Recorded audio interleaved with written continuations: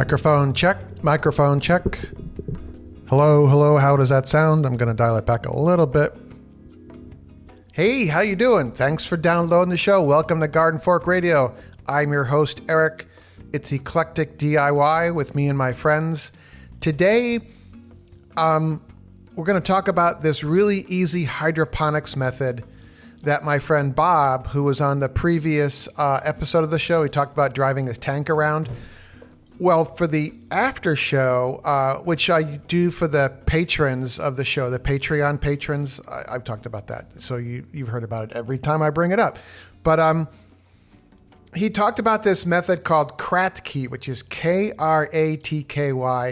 And most of the after show is usually Rick making fun of me, for the patrons or something. But this was like actual knowledge.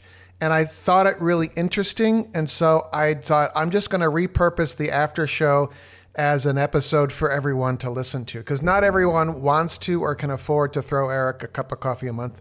And that's totally okay. In short, here's the DuckDuckGo summary of this. The Kratky method of hydroponics is a simple, passive hydroponic technique for growing plants without soil using a reservoir of nutrient-rich water. It requires no electricity or pumps, making it ideal for beginners and small-scale home gardening. So anyway, this is Bob and me and Rick talking about it, and I was like, this needs to be, I just wanted to share with everyone. So yeah, there you go.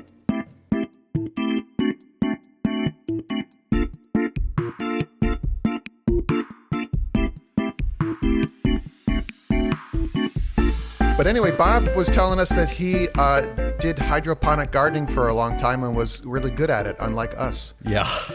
I've had a couple of fails with that. Which system were you using, Bob? Well, I used what's called the Kratky system. It was designed by a professor in, I believe, the University of Hawaii. And it's used a lot throughout the world, especially in Asia and stuff, only it's outside. I did my Kratky inside with lights and stuff, and so I could do it all year round. Ah, yeah. And, yeah. We're not going to ask what you were growing. Well, in Virginia, you should be asking Rick what he's growing. Because it's all legal in Virginia. Oh, you can have up to 4 plants in Virginia of the demon weed. Yeah, and I know people that are growing 4 plants up there. So, well, what is the method? Is it unique to? So just start at the beginning. How's that? Sure.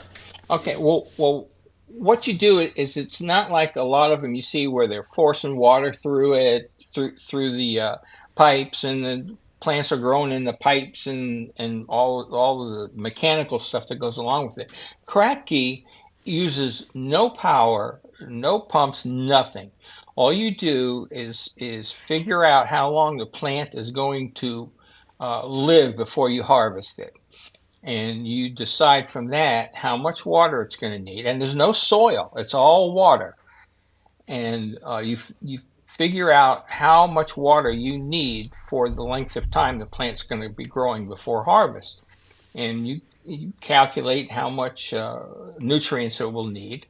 And what I did is I took totes like you'd get from Home Depot or something like that, and drilled holes in the lid large enough to put, those little solo cups, the kind for individual shots?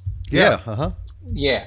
So I would take and drill a hole big enough to receive the solo cup, and then I would drill holes, or I would actually burn them with a soldering iron through the solo cup and make like it was a graded opening. And what you do is I took cotton balls, and I would actually plant the seed in the cotton ball, and then you wet it, and you make sure that the water from the receptacle that it's in just comes to the bottom of the solo cup, so it keeps the cotton ball moist. And the whole thing grows right from there. Of course, you got to have lights, unless you're doing it outside. Yeah. You have to have lights, which with LED lights anymore, it's costs almost nothing to run them, but it just grows. And I've grown lettuce, so much lettuce we got sick of eating lettuce.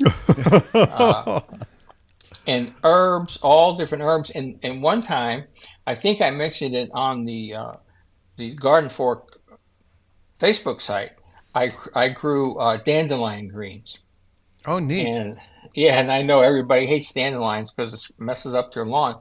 But I know growing up, not my father's side, but my mother's side. My mother was actually born in Italy, Yes, yes.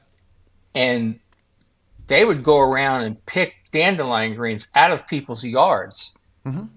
and eat them. Yep. And so I thought, well, see how that is. So I grew I grew a bunch of dandelions, and I know if anybody ever saw me growing them, they say, well, make sure they never come out of your garage because I don't want it in my yard.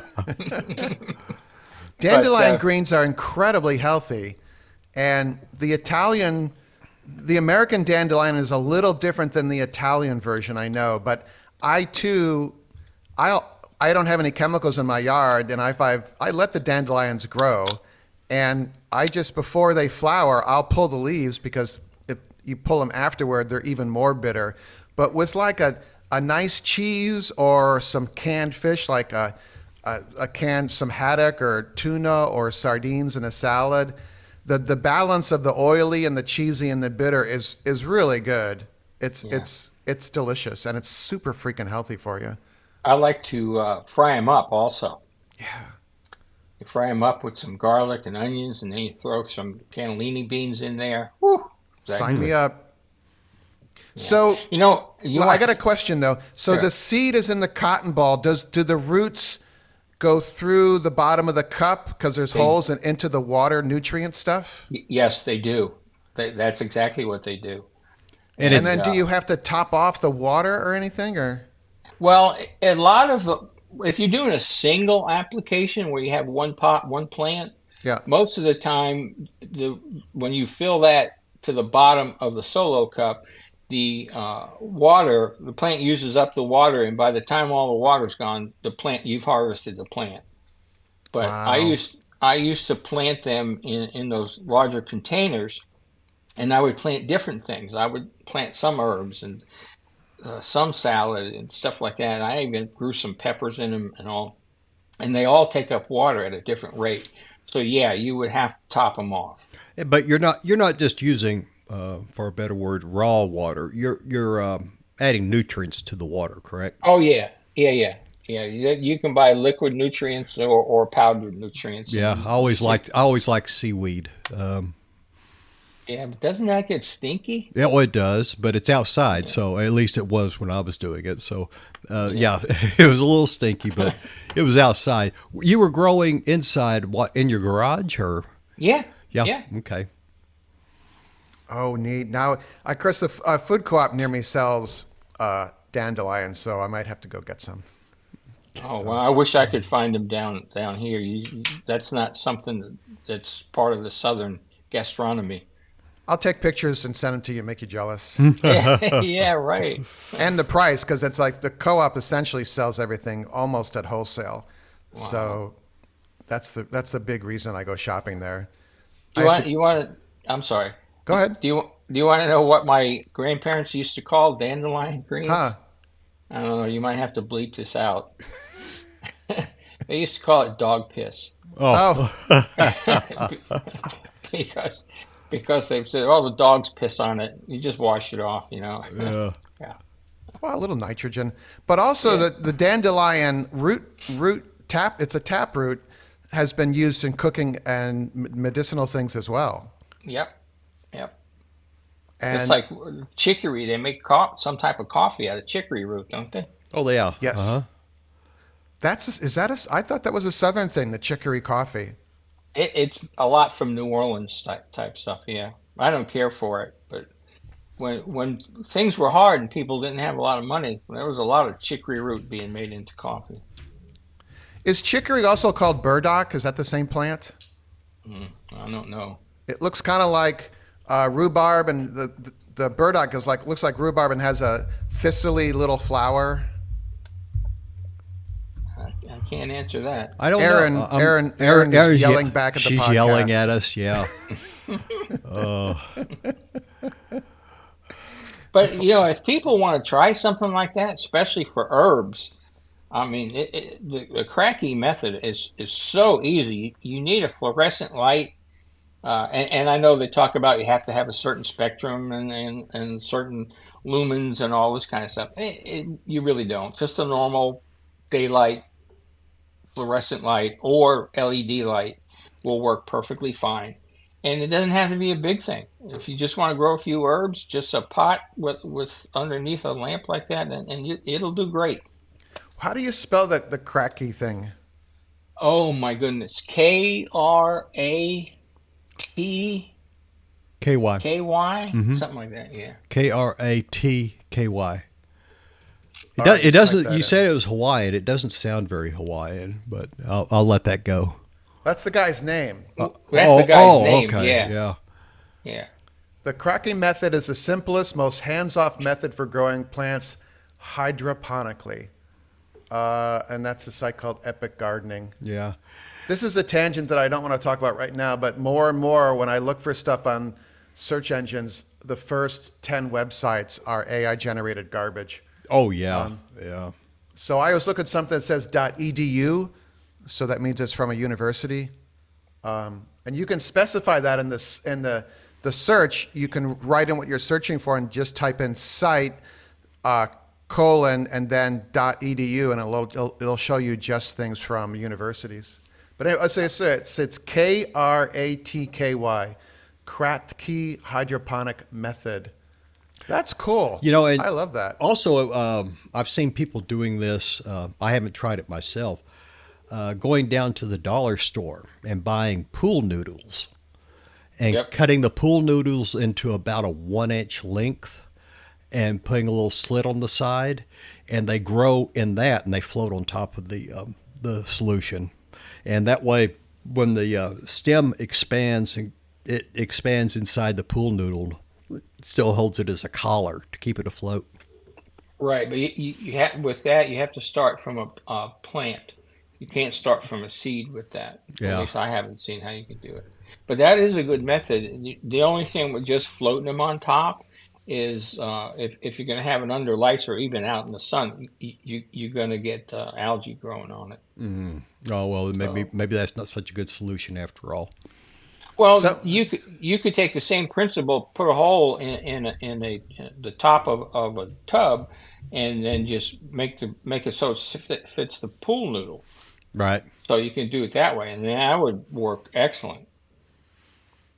Wow, this is so cool. I'm looking at some pictures on the image search, and there's one person using 5-gallon plastic buckets with it has a lid on it, but then they've cut a hole in the lid about 5 inches in diameter, and it looks like there's that volcanic rock material in it or something like, those kind of hydroponic stones I've seen. Yeah, probably expanded shale. There you go. I knew you'd know, Rick. Oh, well, because I used to have tons of it. Yeah, literally. Yeah, you were doing it big time. You were doing it with the fish and everything. Yeah, it was aquaponics, and that turned out okay. It's just I lost the lease and on the property, and finally just got rid of all that stuff. But because I couldn't set it up here, she who must be obeyed wouldn't like looking at it out in the backyard. Yeah, what's with that, huh? Yeah, I don't understand. Somehow That's why a view is important. I have a 2-car garage, and it's 60 feet away from our house, and I just keep the doors closed, Andy is, can you hear her thumping her tail? Maybe you can't because the microphone's pretty tight here. Anyway, I thought that was interesting. I still think it's interesting. Can I do it? I don't know. My attention span is that of a squirrel, a young squirrel at that. But yeah, I mean, just you don't need any. You could just use stuff you have laying around, probably. And if you have questions, we could have Bob back on the show. But I just thought, let's just share it with everybody.